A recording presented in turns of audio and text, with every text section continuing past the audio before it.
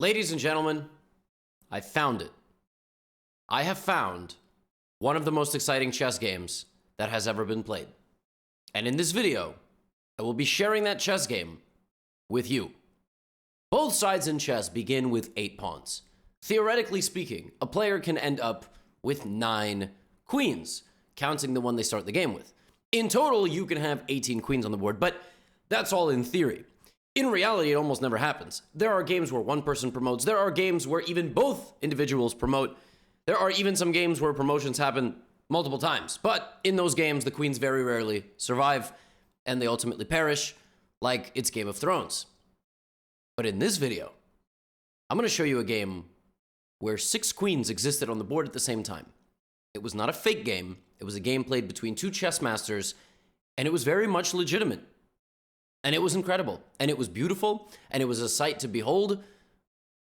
Let's jump into the game. I've got nothing else to say.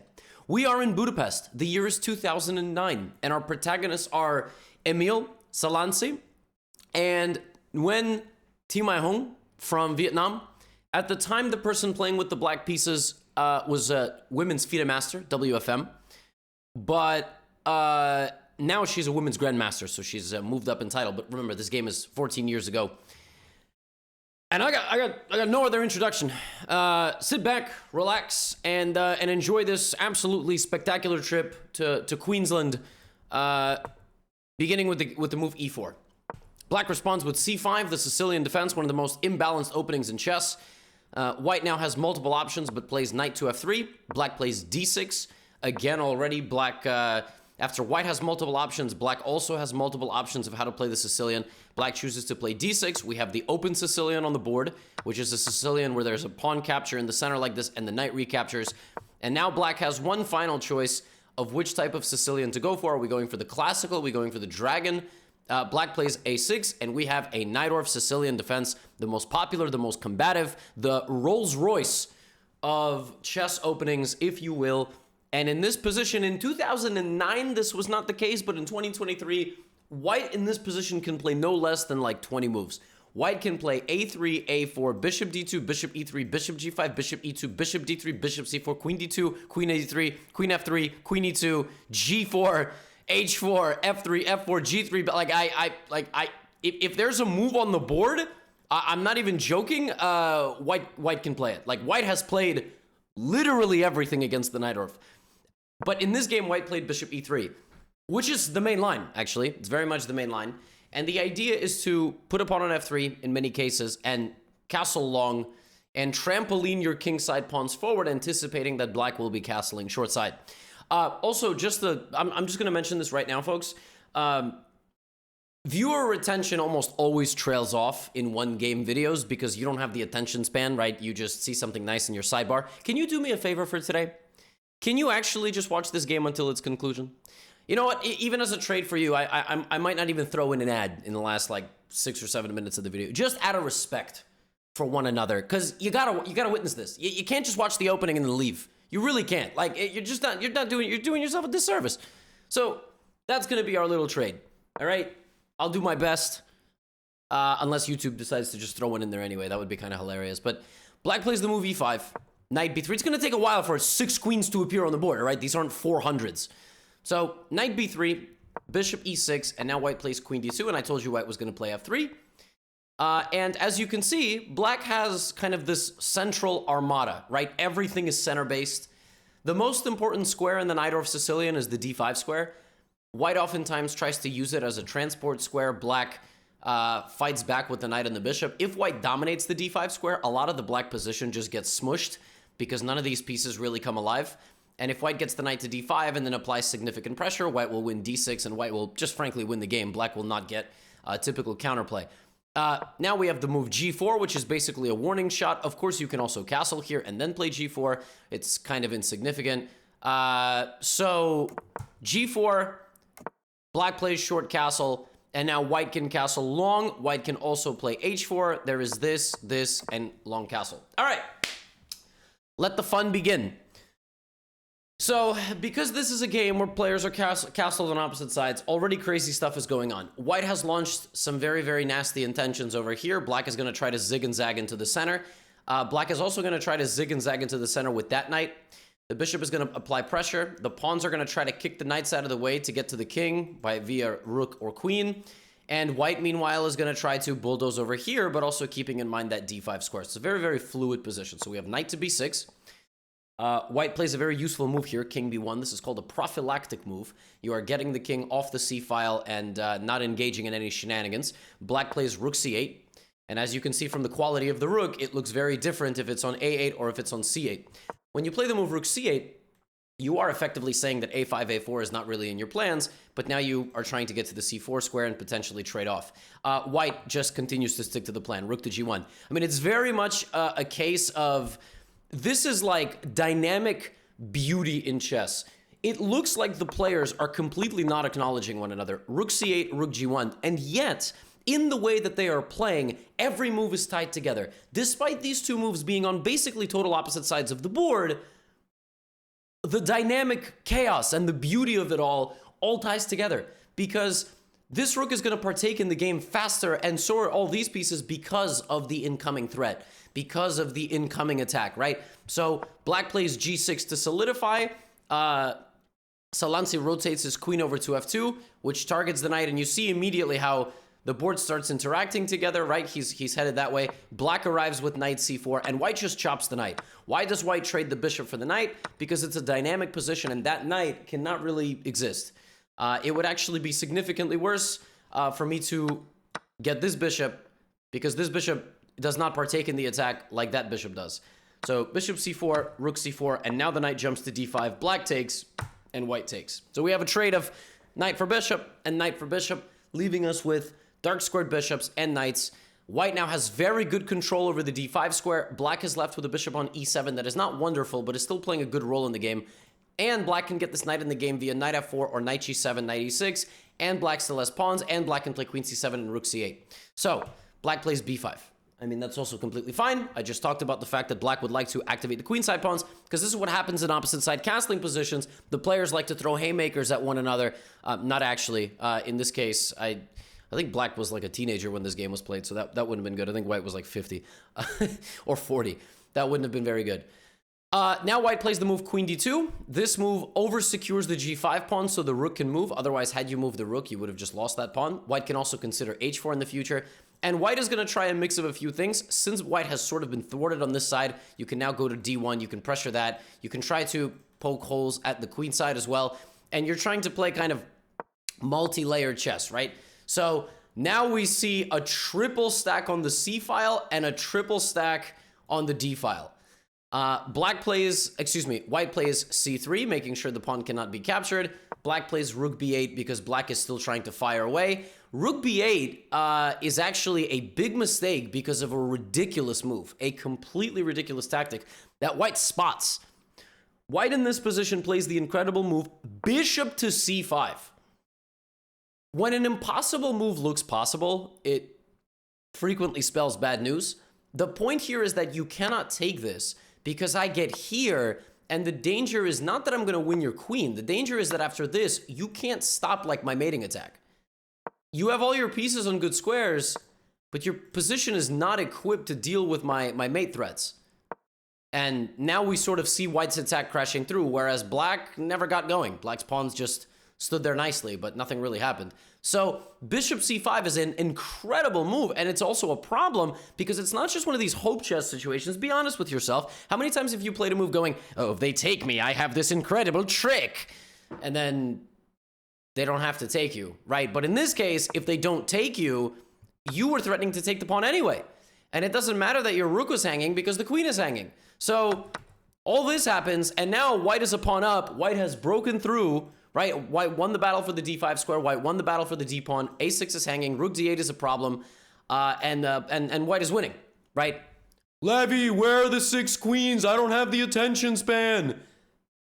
Here we go. Seeing that they are going to probably lose this game in the long run, black starts firing back. The wounded opponent, the wounded animal, is the most dangerous, right? b4. b4, launching aggressive countermeasures. White plays pawn takes b4. Black recaptures with the c rook. And now what white probably should have done is just continue to apply pressure with pawns and play rook d7. Basically not get scared of all this. Play rook d7 after queen b6, maybe trade a little bit later. But white decides, I'm going to play rook d8 right now. I'm going to play rook d8 right now, and then I'm going to trade the rooks, and we're going to have a queen and rook and knight type of endgame. Now I have knight c5, but that blunders rook d4, and suddenly, this endgame, despite still being a pawn up for white, is barely winning. In fact, it's probably not winning. Why is it not winning? Because of the opposite side king situation. So despite being a pawn up, black's queen and knight are going to coordinate super well and actually pose some serious problems. Like, if you look around the board, where is the extra pawn? It's here, which means it's in front of the king, which means to push it means weakening your own king. If this was a knight endgame, I don't know how I'm going to do this, but let's just say, you know, if this was a knight endgame like this, this might be winning for white, and even still is kind of very tricky because black is in time to win the pawns. But if white is able to take this pawn and push, there's good chances. However, not this endgame. So white missed the big opportunity there, and white probably should not have rushed with the trades. White should have played something like queen c3 and kept the tension. However, that did not happen, and now we have the following position, and black plays queen b5. We have knight a4, and black might even be better. All of a sudden, black is taking over the game, just out of nowhere. Out of nowhere, black is taking over the game because when you pushed all of these pawns, you had a commitment to attack.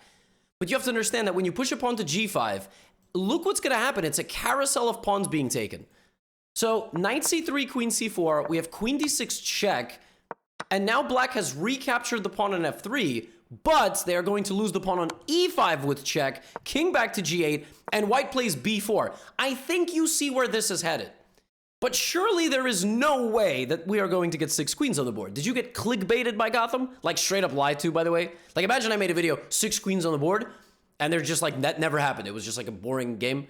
Right, well, queen g2 check, king b3, and the king is going to go join the pawns. All right, king is going to go join the pawns. He's not lazy.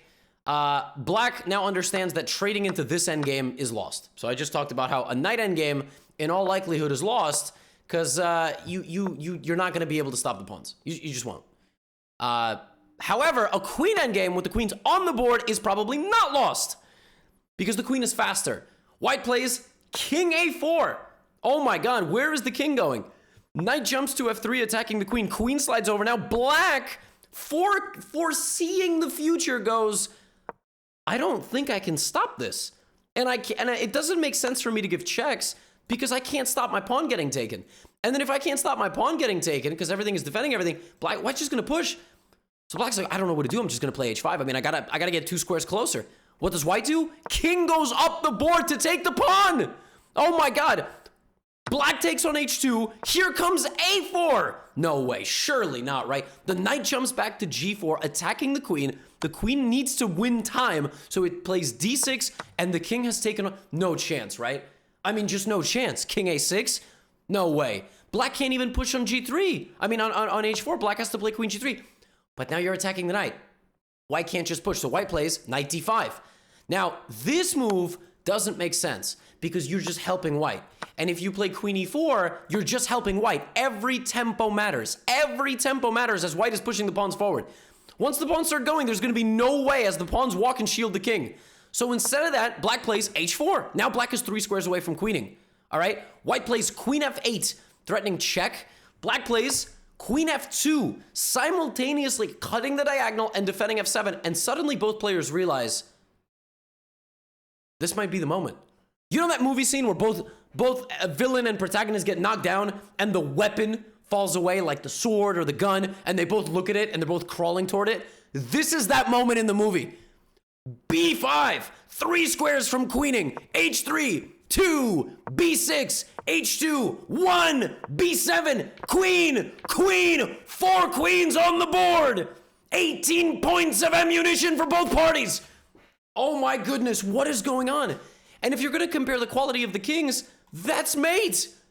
That is mate in 1, and this king is also wide open. Black plays one of the best moves, queen a1, to defend the mate from the corner. The computer here wanted black to start giving a check and going for some sort of draw, maybe repetition of moves, but we have queen a1, black plays queen b e8, defending the pawn and hitting f7. We have queen g7, and normally these games just end with a bunch of trades. White says, no, no! Both sides will have their two queens! And now, seeing that there is a moment of peace in the position, and a moment of mutual respect, of assured destruction, if you will, neither side can really check one another. Both sides suddenly realize, it's time to stock up on more arms. This is like a microcosm for the global powers of the world. Black plays g5. And folks, if you thought g5 was a pipe dream, if you just thought black's playing g5, but that's never going to lead anywhere, nope. a5. Oh my God. It's happening. It's happening, folks. I told you, you might want to stick around. The knight jumps back to h6. Now, apparently, this is winning, but only if black plays the move queen 8, d8. Have you ever even seen that? q8, d8. It looks like an Audi model, all right? You know, all those cars are like, get the Audi Q7 Quattro 8 with 10,000 horsepower today. Lease it only at $945 a month with 36 months financing or whatever. Audi, sponsor your boy. Queen d8 is apparently the best move, and yeah, I can't explain why. Queen c6, though, which hits this file. Various ideas of coming back if necessary. The knight now undevelops completely to cover all of these squares. And, folks, the queen slides over to c7 to shield the king as it walks out of the way. Start the countdown once again. Do-do-do-do. Do-do-do-do-do. Do-do-do-do. Do-do-do-do-do-do. Do-do-do-do. There are now 54 points worth of queens on the board. What the hell are we watching? I mean, can you imagine promoting like these queens in a real game? What do you even do? Where do you grab the queens from? This doesn't make any sense. A chessboard comes with two queens, white and black. Sometimes they come with an extra queen. Where did they get all the other queens? They literally needed to pause the clock, get up, and come back and get another queen. This is ridiculous. There are 54 points worth of queens on the board. Now, if I have to compare the quality of the kings, there's still going to be a bit of a tense moment here. And folks, the knight now shields the king. The white king is completely safe. The white king is completely safe. And Mormon, I might add. Just absolutely ridiculous situation here. Knight to b6. Knight to f6. e5. Knight to g4 dancing away. And how do you break through this? How do you break through this position? While at the same time, making sure that you don't get butchered. If you think this is a fake game, by the way, this is not a fake game. Queen e8. Queen f5. Covering the checks, defending the pawn, potentially looking this way. The only place that white can get in is right there. Black can get in. We have queen c to e7 threatening queen h4. So black plays knight h6 covering up the king. King to c7. Were they laughing when they were playing these moves? I would not be able to keep a straight face. Queen b to e4 offering our first queen trade. White says no.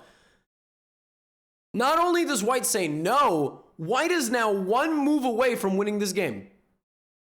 Knight to f6. For instance, I don't know, if black went here, knight f6 check wins, because first of all, it's first and foremost, it's a fork, but second of all, there's mate, because you can play q8 f8 mate and q7 f8 mate, if you will. So with this moment here and knight f6 on the way, black can play knight g4 to stop that, but then you would have queen h4, knight h6, and I would play qcx h6, qh6, knight f6, king g6, and I would play queen g8, queen g7, queen h7, king g5, and I would take you, and when you ran away, I would win your other queen. I mean, what is this? What is this? Oh my god. So seeing that that was coming, black played the move queen takes e5. And as you can see here, we have a very uncomfortable family moment as the truth has come out to everybody involved in the family that there were in fact multiple queens. Takes, and black is a pawn up, but unfortunately you're not going to be able to make much use of it. Let's not forget that in any endgame of knight versus knight and pawn, it's just a draw because the knight will sacrifice itself. So as long as black doesn't do anything catastrophic, or white doesn't do anything catastrophic, actually black had an opportunity here maybe to play knight g4 and knight f6, but it's still a draw. King e8, queen h3, and the players agree to a draw after 75 moves. Have you ever seen a game like this? Have you ever seen a game where one of the kings, and mind you, the black king was lazy. All of these pawns promoted, while this king just sort of hid. Look at this guy. This guy went took some, ingested something and went for a walk in the woods and thought about life. Okay, I don't know what he ingested. Kids, I don't know. He ate Jolly Ranchers. And we got here. What the hell is this? They could make a movie about this game. But like all good things, ultimately it ended peacefully because of mutually assured destruction. What a game. That was incredible. I hope you enjoyed. There ain't much you can learn from this game other than, the art of promoting a queen. But it was a fun one. I mean, I showed you some intricacies of the Najdorf as well, but I had to share this one with you. It was super fun. I'll see you in the next video. Get out of here.